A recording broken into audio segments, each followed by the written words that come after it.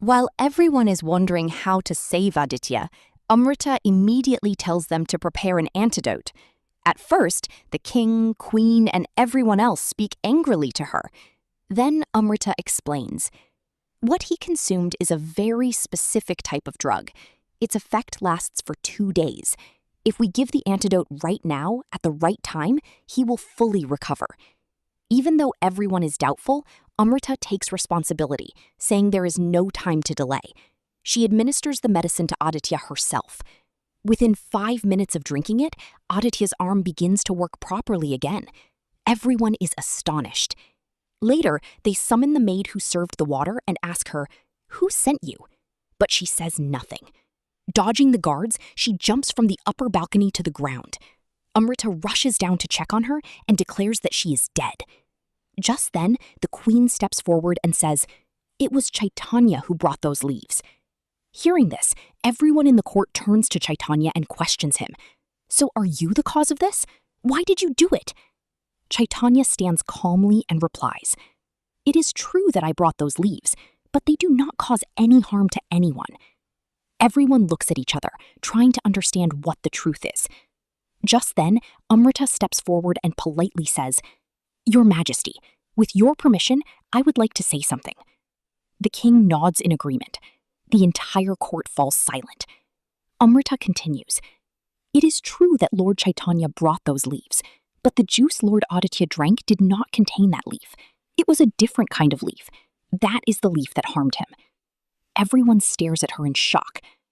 "I saw when Lord Chaitanya brought those leaves. If you touch those leaves with your bare hands, your hands will remain stained green for 3 days. Look at Lord Chaitanya's hands. You can still see the green tint."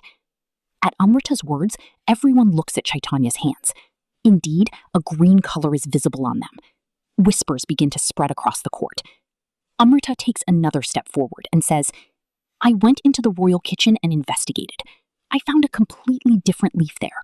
That is the real cause of this poison." Saying this, she shows the leaf she brought with her to everyone. Seeing that, everyone in the court understands the truth. It becomes absolutely clear that Chaitanya is innocent. The queen orders the maid's body to be burned immediately, but Amrutha intervenes, suggesting it would be right to show her body to her family members once before burning her. The king agrees to this. After showing the body to the family, the cremation takes place in front of Chaitanya. The king then orders them to investigate further. Amrutha and Chaitanya go to the maid's house. There, the maid's mother approaches them and hands over a letter. The letter reads, "I was assigned a task. They threatened that if I failed or if I revealed the name of the person who gave me the task, they would kill my family. If this letter reaches your hands, it means I am no longer in this world. I did not want my actions to cause you any trouble." After reading this, Amrutha softly whispers something into Chaitanya's ear. The next day, Amrutha is sitting under a tree, deep in thought. Chaitanya approaches her. He stands in silence for a moment, then says sincerely, "Thank you for saving me." Amrutha smiles faintly and replies, "It was my duty." Chaitanya looks at her and asks, "Why did you save me?"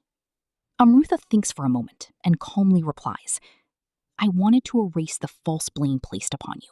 That is why I saved you." Hearing her words, Chaitanya stands silently, looking at her as if understanding her in a whole new light.